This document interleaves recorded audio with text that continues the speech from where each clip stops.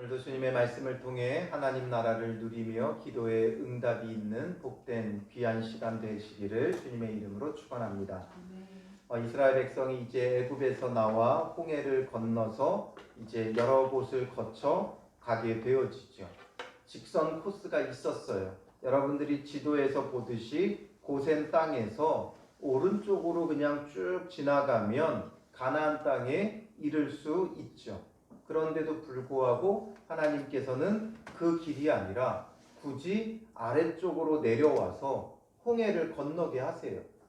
마치 요단강처럼 어쩔 수 없이 건너야 되는 것이 아니라 여기는 조금만 더 위쪽으로 지나가면 홍해를 건너지 않아도 돼요. 근데 굳이 홍해로 건너게 하시더니 마라에 이르게 하시고 또 그 마라에서 엘림으로 또 엘림에서 신광야까지 이끄셨죠. 그 걸음마다 그들에게는 원망이 있었어요. 뭔가 자기들이 생각했던 것과 너무나 달랐어요. 하나님의 인도하심을 따라 애굽에서 나오기만 하면 꽃길이 펼쳐질 줄 알았죠. 하나님의 인도하심으로 이 애굽의 손에서만 벗어나면 그들에게 꽃길이 있을 줄 알았어요. 그러나 홍해가 가로막고 뒤에 애굽 군대가 쫓아오므로 죽을 수밖에 없는 위기에 놓임으로 그들이 원망하게 하더니 이제는 마라에 와가지고 물이 써서 원망하게 하고 또 그리고 신광야에서는 마실 물이 없고 먹을 것이 없다고 또다시 원망을 해요. 계속해서 그들은 원망하고 원망하면서 이제 어디에 오게 되어져요? 오늘 본문에 보면 이제 그들이 그 모든 곳을 거쳐서 이제 르비딤이라는 곳에 오게 되어집니다. 그런데 르비딤에 왔을 때 그들에게 또 어떤 문제가 발생해요? 마실 물이 없었어요. 마실 물이 없었어요. 그런데 이 르비딤을 그들이 왜 왔느냐라는 것이 중요해요.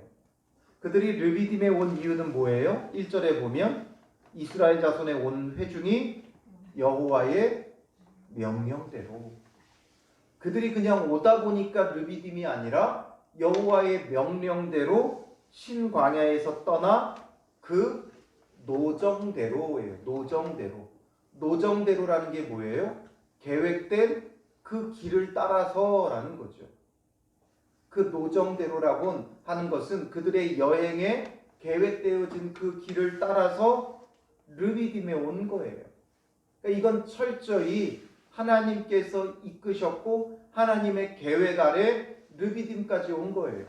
하나님의 인도하심과 하나님의 계획하심이 너무나 분명하고 하나님의 분명한 그 인도하심 속에 여기까지 왔어요. 여호와의 명령대로 왔다는 건 그들이 그냥 온 게 아니에요. 하나님께서 낮에는 구름 기둥으로 밤에는 불 기둥으로 인도하신 거죠.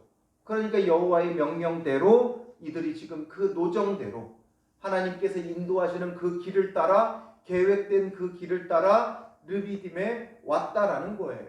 그러니까 여기는 반드시 와야만 하는 거예요.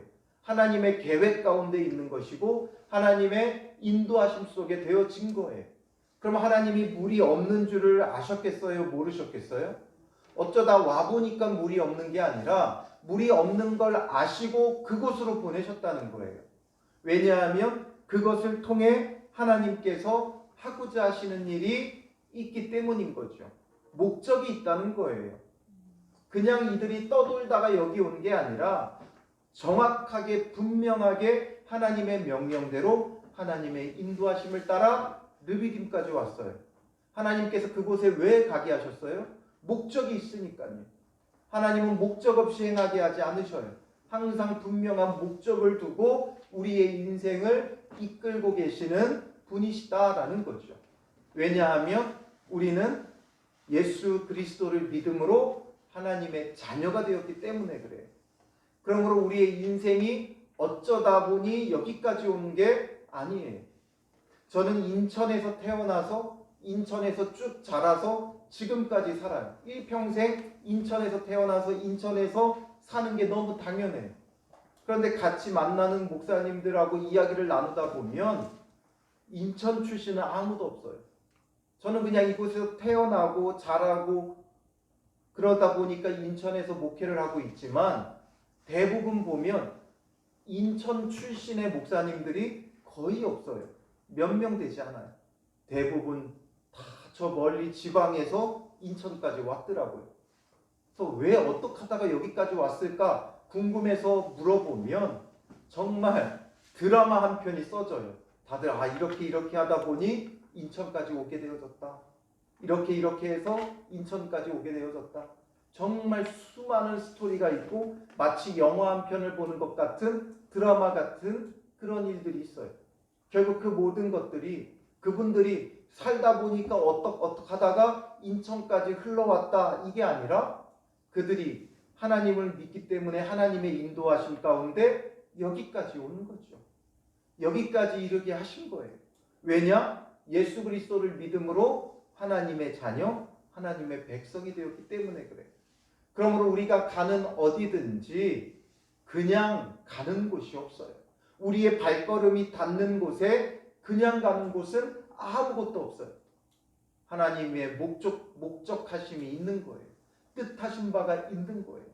왜 내가 여기 있는가 이해가 안 되고 불평이 나오고 불만이 나온다 할지라도 그 속에서 우리는 하나님의 뜻하신 바가 있고 하나님의 목적이 있음을 바라보면 그 모든 것 가운데 정말 그 인생이 복되게 되는 거예요.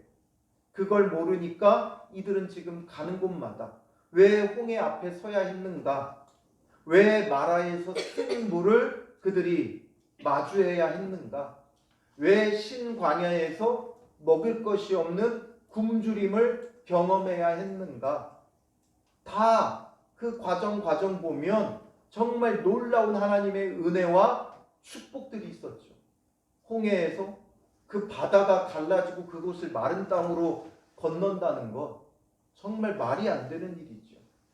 물론 우리나라의 서해 바다에 가면 가끔 모세의 기적 이래가지고 뭇이 드러나서 그 뭇으로 섬을 건너가는 일들이 있기는 해요. 그러나 그것과는 다르죠. 여기는 원체 조수간만차가 크고 그 물의 깊이가 깊지가 않아요. 그렇기 때문에 그런 일들이 벌어지기도 해요. 하지만 홍해는 다르다라는 거죠. 이곳에서는 그런 조수간만차로 벌어지는 자연현상이 아니에요. 그게 자연현상이라면 더 놀라운 건 이스라엘 사람들은 건너고 왜 애국 사람들은 못 건넙니까? 왜 그 물에 다 빠져 죽습니까? 그러니까 이 놀라운 기적 그리고 그 물 가운데로 지나가며 그들에게 하나님은 세례를 받게 하시는 거예요. 이제 구원받은 자들 완전히 죽어지고 새롭게 살게 되었다라는 것을 경험하게 하시는 사건이 홍해의 사건이었어요. 그리고 마라 사건은 뭐예요? 단순히 쓴물이 단물이 되는 게 아니었죠. 우리는 이것만 봤어요. 그런데 다시 묵상하면서 보니까 이 마라의 쓴물을 경험하게 하시고 하나님께서 이스라엘 백성에게 뭐라고 말씀하세요? 내게 순종하고 내 말을 듣고 내 규례를 지켜 행하면 내가 애굽에 내린 모든 질병을 너희에게 내리지 않겠다 하면서 나는 뭐라고 말씀하셔요? 너희를 치료하는 여호와임이니라 말씀하시죠. 치료하는 여호와, 라파의 여호와는 단순히 우리가 아플 때 기적적으로 질병을 치료하는 하나님이 아니라 우리 삶 자체를 치료하신다는 거예요. 죄로 병들어 있고 고통받는 우리의 삶을 치료하신다는 거예요. 말씀에 순종하는 자들을 치료하신다. 그러므로 저 쓴물, 고통스러운 인생 가운데 있는 우리에게 단물과 같은 인생이 되게 하시겠다 약속해 주시는 곳이 바로 마라였던 거예요. 신광야에서는 왜 먹을 것이 없어서 굶주리게 됩니까? 그곳에서 만나와 메추라기를 주시려고 하는 만나를 주시려고 하는 하나님의 계획과 목적이 있죠. 그리고 그 만나는 단순히 40년 동안 광야 생활하며 먹는 양식을 양식만을 의미하는 게 아니었죠. 사람이 떡으로만 사는 것이 아니요 여호와의 입에서 나오는 모든 말씀으로 사는 것을 가르쳐 주시기 위해 신광야에 이르게 하신 거예요.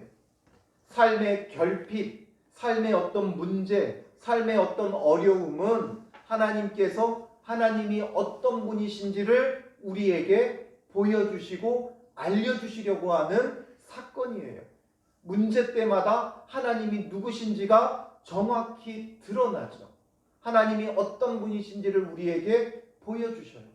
그러니 우리의 삶에 어려움이 찾아오고 문제가 찾아오는 것은 어쩌다 보니 이런 일들을 당하게 되는 게 아니라 마치 자연재해처럼 찾아오는 그런 일들이 아니라 하나님의 목적하신 바가 있고 뜻하신 바가 있어요. 그래서 이제 르비딤에 오게 되는데 이 르비딤에서 두 가지 일을 이들이 경험을 해요. 첫 번째는 마실 물이 없다는 것이고, 그리고 이제 두 번째는 이곳에서 이들이 아말렉 군대를 만나게 되어지죠. 이런 일을 이들이 두 가지 일을 경험하게 돼요. 이 두 가지를 통해 하나님은 이들에게 가르치고자 하시는 일이 있었던 거예요. 그게 무엇인지를 아는 게 중요해요. 어떤 일들이 벌어졌더라 이게 중요한 게 아니죠. 어떤 것을 우리에게 말씀하고자 하시는가, 이게 오늘 우리에게 더 중요한 거예요. 그래서 첫 번째로 이 르비딤에 왔는데 마실 물이 없어요. 그러니까 이스라엘 백성이 어떻게 해요?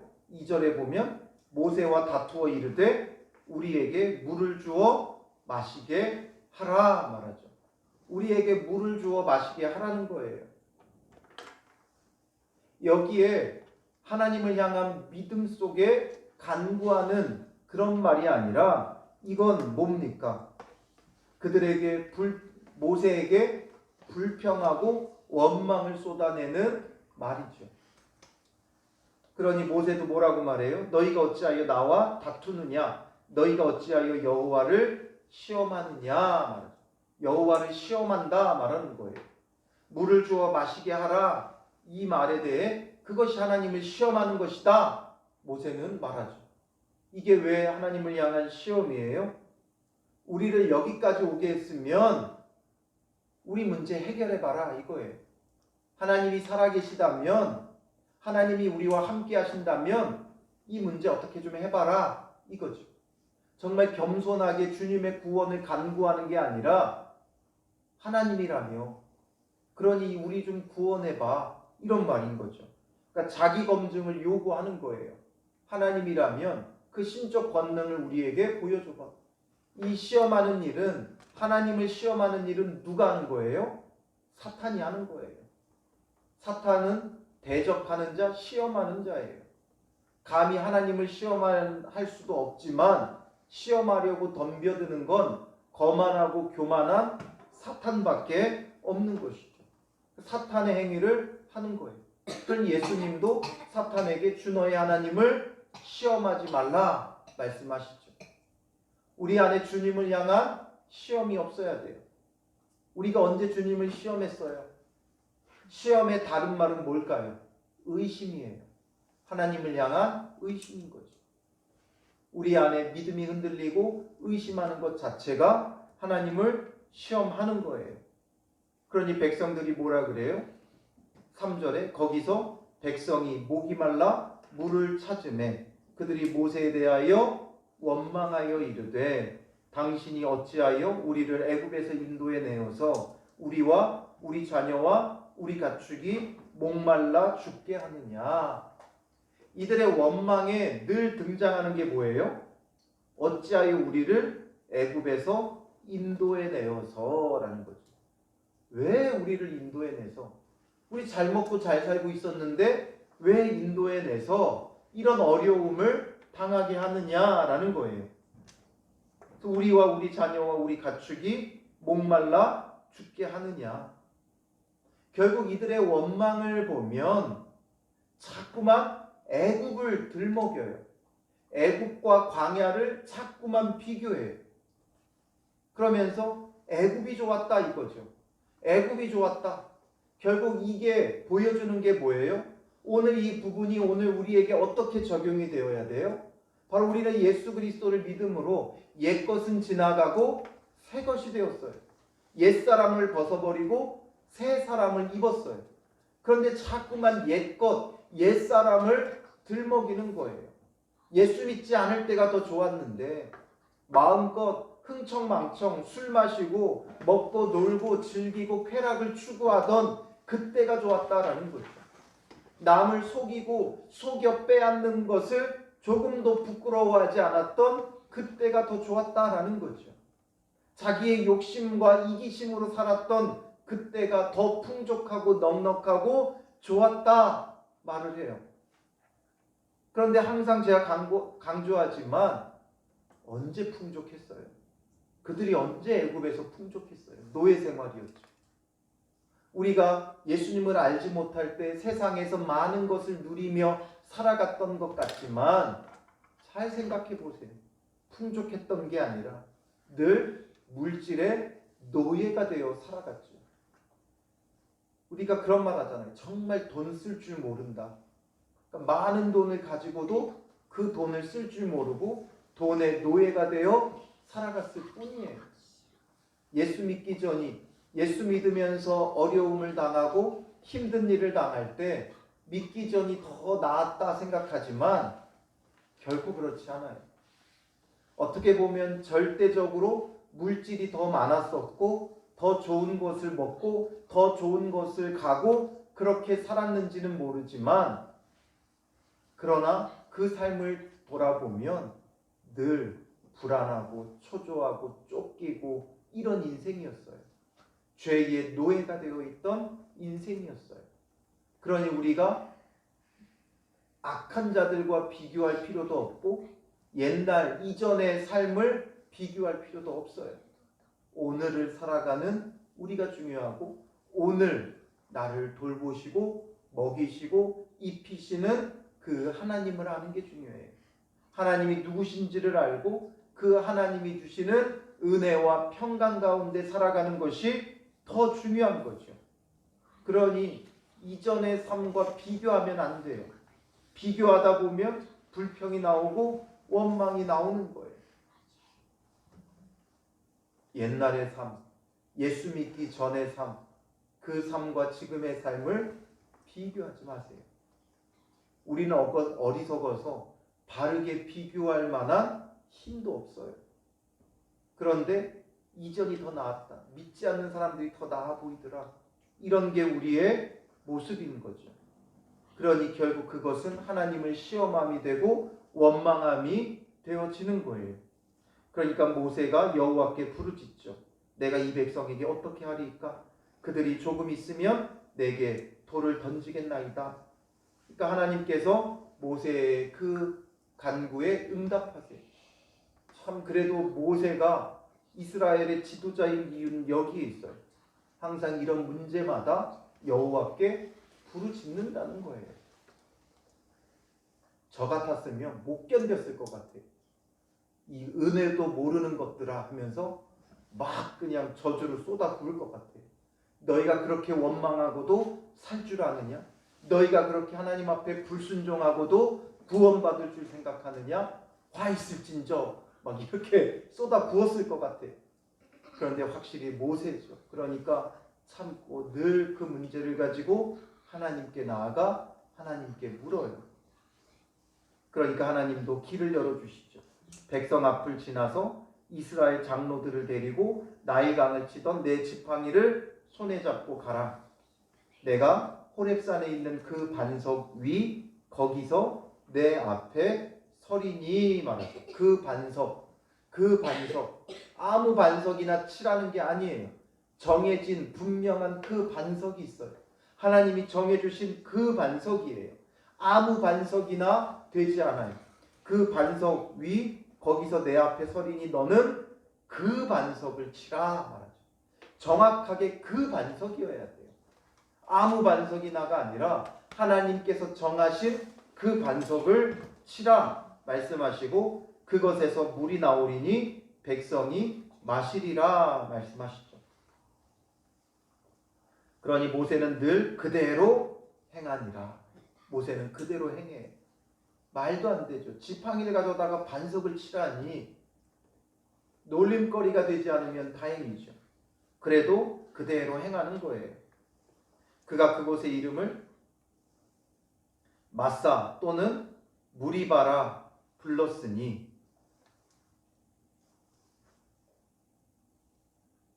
이는 이스라엘 자손이 다투었으며 또는 그들이 여호와를 시험하여 이르기를 여호와께서 우리 중에 계신가 안 계신가 하였음이더라.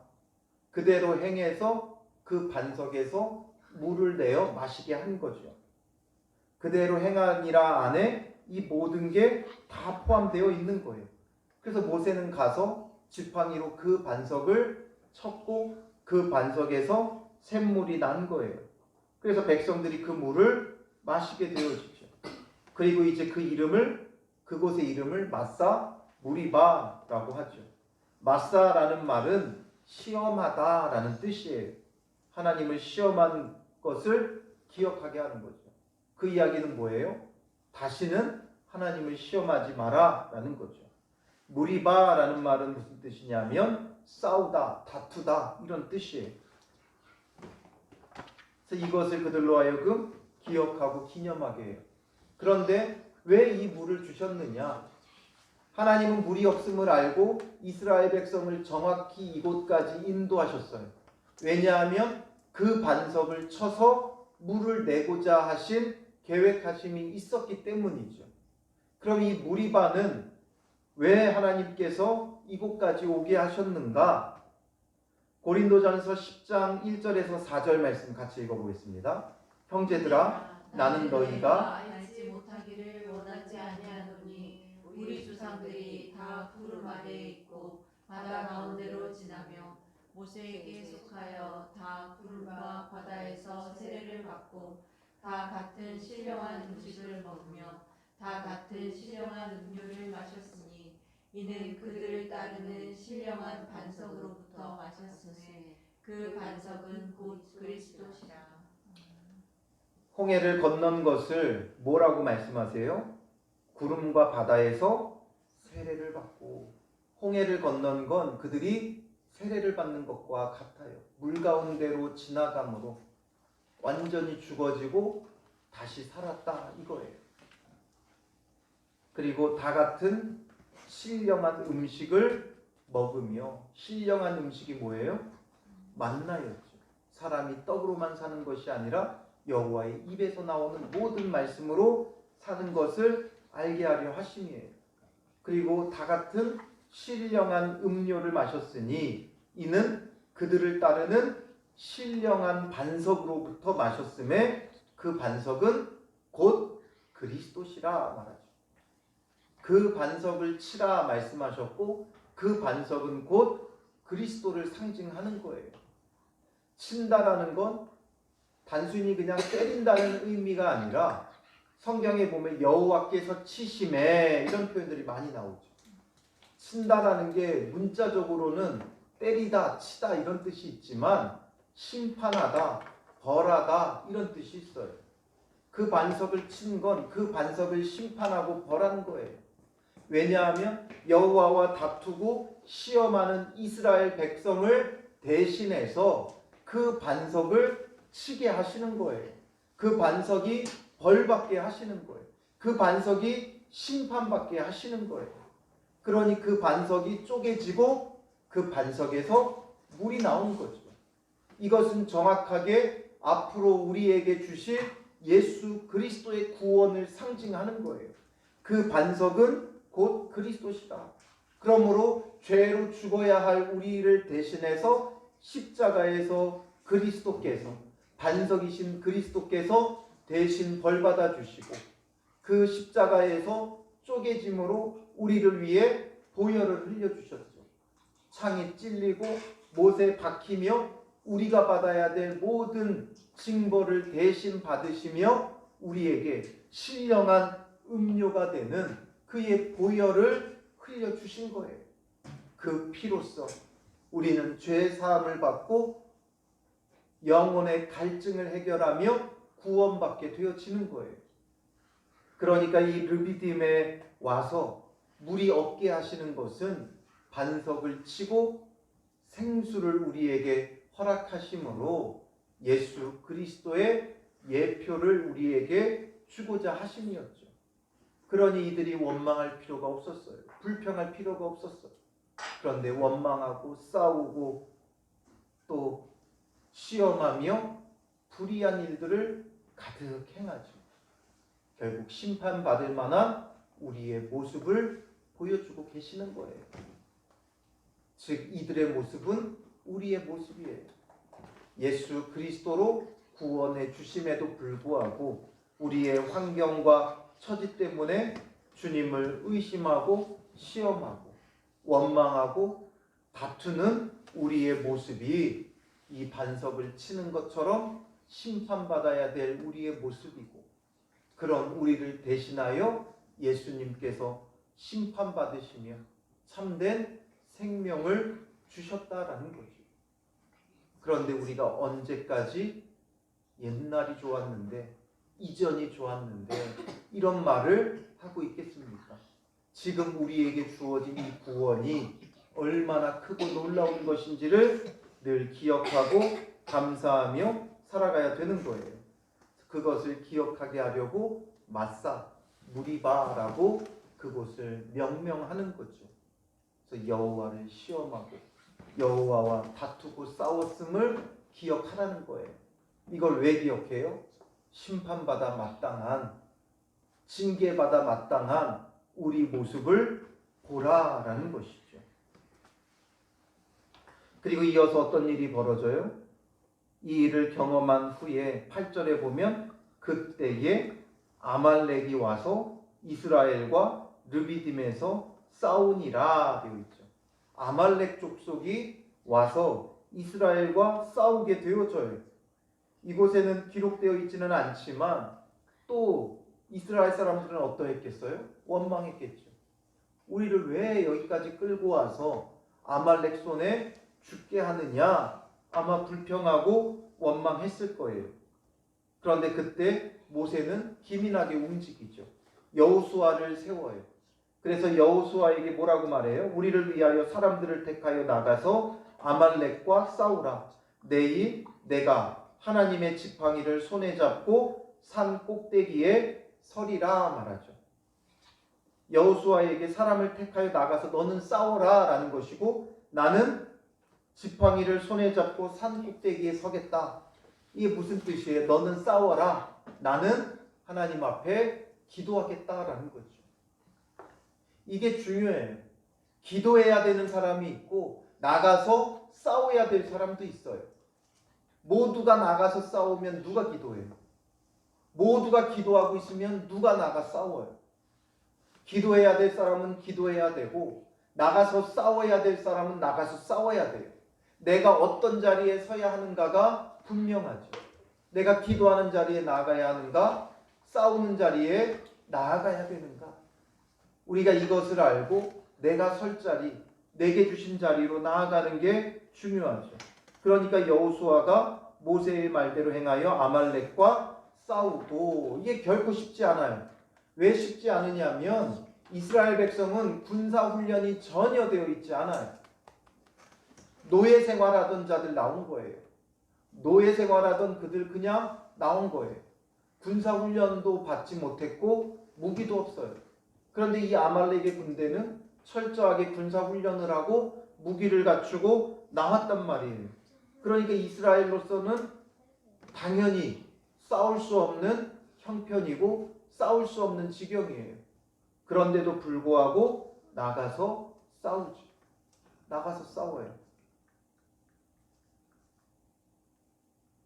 이게 정말 어려운 일이에요. 막막하죠. 나가서 싸우라는데 한 번도 해보지도 않은 것 하라 그러면 어떤 일이 벌어지겠어요?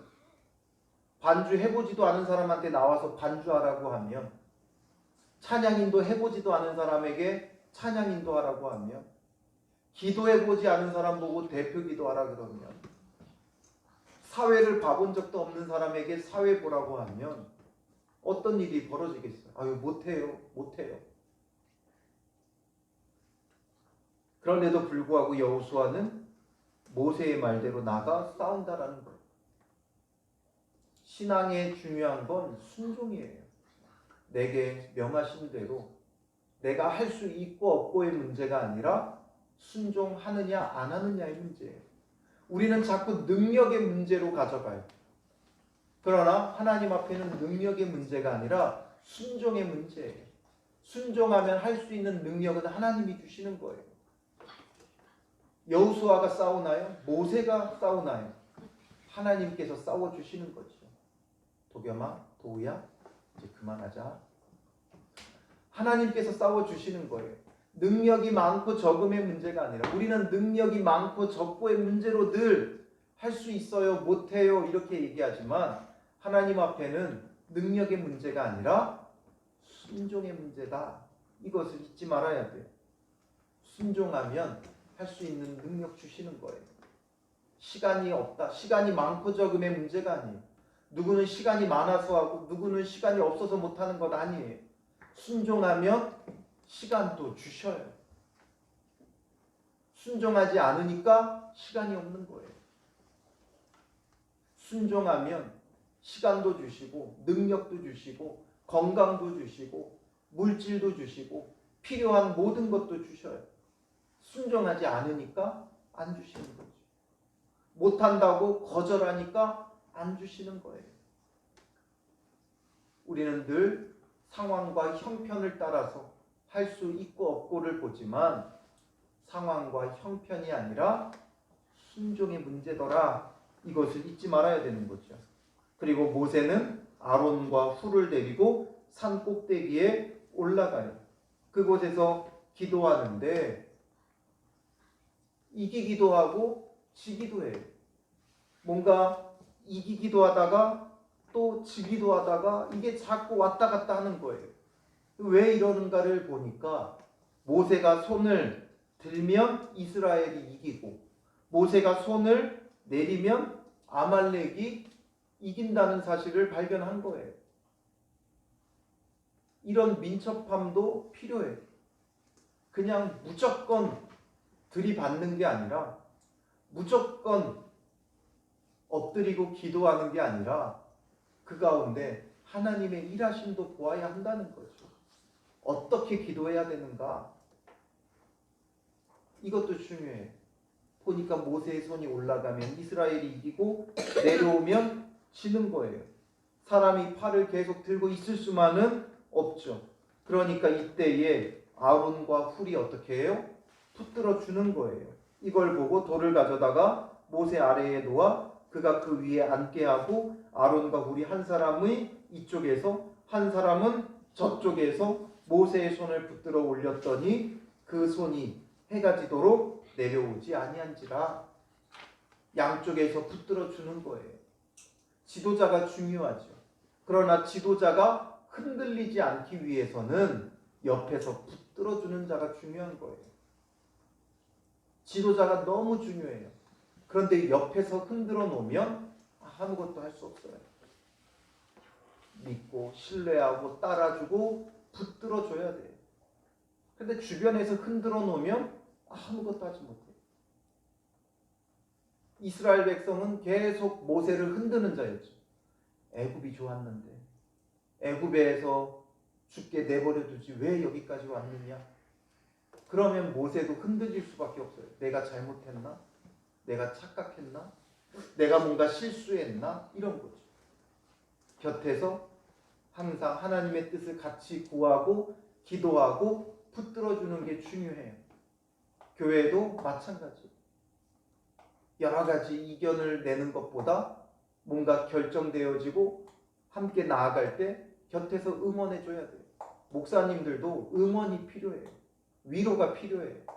혼자 가다 보면 지치게 되어 있고 흔들리게 되어 있어요. 내가 괜히 이런 것을 시작했나? 내가 괜히 성도들에게 이런 것을 말했나? 가르쳤나? 싶은 때가 와요. 그때 옆에서 든든히 붙들어주고 기도해주고 함께해주면 더 확신을 가지고 나아갈 수 있는 거예요. 아론과 훌, 지도자의 조력자로 너무나 우리가 잘 알고 있고 탁월하죠. 아론과 훌과 같은 그런 믿음의 동역자가 있어야 되는 거죠. 뭔가 함께 할 때 반대하기보다는 응원해주고 붙들어주는 자가 중요한 거예요. 그래서 이들이 붙들어주니까 모세의 손이 해가 지도록 내려오지 않아요. 그러니까 완전히 승리하게 되죠. 여호수아가 칼날로 아말렉과 그 백성을 쳐서 무찌르니라. 완전히 무찌르게 하세요. 그리고 여호와께서 모세에게 이르시되 이것을 책에 기록하여 기념하게 하고 여호수아의 귀에 외워 들리라. 내가 아말렉을 없이하여 천하에서 기억도 못하게 하리라. 하나님께서 주시는 승리는 아예 기억도 못하게 만들어 버리시는 거예요. 그만큼 완전히 없애버리겠다라는 거죠. 대적하는 자를 완전히 멸해버리는 거예요. 세상에서 기억도 못하도록 아예 그 이름조차 남지 않도록 멸하시는 거예요. 그래서 모세가 제단을 쌓고 그 이름을 여호와 니시라고 하죠. 여호와 니시. 니시라는 말은 깃발을 뜻해요. 깃발, 군기, 그러니까 군대의 그 깃발을 말해요. 이 깃발, 군대의 깃발은 군대를 상징하고 그 군대를 대표하는 거예요. 그러니 이스라엘이 하나님의 군대가 되고 하나님은 그들의 깃발이 되어 앞장서 나아가신다라는 거죠. 이것을 모세로 하여금 기록해서 여호수아의 귀에 외워 들리게 해요. 왜 외워 들리게 해요? 이제 앞으로 가나안 땅에 들어가게 될 때 모든 전쟁은 누가 치러야 돼요? 여호수아가 해야 돼요. 모세에게 그 지도권을 이제 넘겨받아서 이스라엘을 이끌고 가나안 땅 정복 전쟁을 치러야 할 자는 여호수아죠. 그러니 이것을 기억하라는 거예요. 왜 이 지금 르비딤까지 와서 마실 물도 없고 아말렉 군대와 싸워야 되는 이곳으로 오게 하셨는가? 바로 예수 그리스도의 구원을 가르치고 또 삶의 그 문제 속에서 하나님의 싸워주심을, 하나님께서 우리의 니시가 되어주심을 기억하게 하고, 그러므로 어떤 일들이 맞닥뜨려도 두려워하지 말고 강하고 담대함을 가지고 싸워 나가라는 것이죠. 이 르비딤이라는 건 어쩌다 보니 흘러온 곳이 아니라 정확히 여호와의 명령대로 그 노정대로 계획되어져 있었던 그 길을 따라 온 곳이에요. 우리가 예수 그리스도를 믿고 구원받으면 꽃길이 열려질 것 같지만 주님의 인도하심을 따라와도 이런 어려운 일들이 찾아와요. 그러나 문제는 그 어려운 일들로 우리가 쓰러질 일이 아니라 하나님께서 그것을 통해 우리에게 행하고자 하시는 놀라운 일들이 있다는 거죠. 그래서 오게 하신 거예요. 왜 아말렉과 이곳에서 부딪히게 하는가? 아말렉을 피할 수도 있죠. 그런데 만나게 하셨어요. 그 이유는 여기서 하나님을 의지하면 어떤 군대도 싸워 이길 수 있다는 것, 무찌를 수 있다는 것, 가나안 땅을 정복할 수 있다는 것을 가르치기 위한 것이죠. 여호와 니시를 이들에게 가르치기 위함이었던 거예요. 16절에 여호와께서 맹세하시기를 여호와가 아말렉과 더불어 대대로 싸우리라 하였더라 말하죠. 이미 쳐서 무찔렀는데 하나님께서 뭐라고 맹세해 주세요? 아말렉과 더불어 대대로 싸우리라. 쳐서 무찔렀는데도 대대로 싸우겠다 말씀하시죠. 끝까지 너희를 위해 싸우겠다 말씀하시는 거예요. 한두 번 싸워주는 게 아니라 끝까지 싸우겠다. 그럼 이 아말렉은 도대체 왜 뭐하는 것입니까? 우리에게 어떤 의미가 있습니까? 신명기 25장 17절 18절 같이 보겠습니다. 너희는 애굽에서 나오는 길에 아말렉이 내게 행한 일을 곧 그들이 너를 길에서 만나 내가 피곤할 때에 내 뒤에 떨어진 약한 자들을 쳤고 하나님을 두려워하지 아니하였느니라. 아말렉은 하나님의 백성이 피곤할 때, 또 뒤에 떨어져 약해져 있을 때 우리를 치는 사탄의 세력을 말하는 거예요. 오늘 우리도 삶 속에 살아가다 보면 우리가 피곤하고 지칠 때, 약해져 있을 때 사탄은 그 틈을 비집고 들어와요. 그때 우리의 약한 부분을 치죠. 우리가 연약한 부분을 쳐요. 그때 우리가 하나님을 의지하지 않으면, 여호와 니시를 외치지 않으면 우리도 무너질 수밖에 없는 거죠. 그래서 이곳에서 하나님은 이 일을 경험하게 하시는 거예요. 그리고 아말렉과 대대로 싸우겠다라는 건 아말렉과만 아니라 우리를 대적하는, 우리가 약해져 있을 때, 우리가 피곤할 때, 우리를 넘어뜨리려고 하는 자들과 하나님은 대대로 싸워 주시겠다는 거예요. 우리의 깃발이 되어 주시겠다. 깃발을 들고 군대가 진격해 나가듯이 오늘 우리는 이제 하나님이 주신 삶을 우리의 깃발이 되시는 여호와 니시를 붙잡고 함께 나아가야 되는 거예요. 만만치 않죠. 우리는 이 땅을 정복해 가야 돼요. 이 땅을 정복한다는 게 말 그대로 표면적으로 전쟁에서 정복한다는 의미가 아니죠. 이제 우리는 복음으로 정복해 가야 돼요. 여호와 니시, 우리의 깃발이 되어 주시는 주님을 붙잡고 우리 삶 속에 나아가 복음을 전하며 증거하며 하나님 나라를 이루어 가야 한다는 거죠. 그럼에 있어서 우리가 약해질 때 쓰러질 수 있고 넘어질 수 있어요. 그러나 그때마다 여호와 니시를 외치며 붙잡고 나아가는 믿음이 필요한 것이죠. 그러면 반드시 주님은 우리를 위해 대대로 싸워주신다 약속하고 계신 거예요. 그러므로 우리가 그 약속을 붙잡고 나아가는 믿음의 사람들이 되시기를 주님의 이름으로 축원합니다. 자꾸만 애굽이 그들의 발목을 잡아요. 그러니 이제 우리가 그 모든 것을 끊어내고 오직 주님만을 붙잡고 나아가야 되죠. 내가 주인 삼은 모든 것 내려놓고 우리 찬양으로 고백하고요. 여전히 이들은 광야에 나와서도 애굽이 주인이 되어 있어요. 여전히 그들의 주인은 애굽이에요. 그러니까 애굽이 좋았다 외치며 애굽에서 죽는 게 나았다 말하죠. 이런 우리의 모습처럼, 우리가 그런 모습처럼 우리가 주인 삼았던 것, 옛사람의 모습들 주님 다 벗어버리게 하시고 내려놓게 하시고 우리의 처해진 환경 여호와 니시를 외치며 주님 붙잡고 복음을 가지고 나아가는 믿음의 사람 되게 하여 주시옵소서. 오늘 말씀을 생각하며 먼저 우리 자신을 위해서 다른 어떤 것보다 먼저 내가 살아야 돼요. 먼저 내가 은혜 받아야 돼요. 내가 먼저 성령의 충만함을 힘입어야 돼요.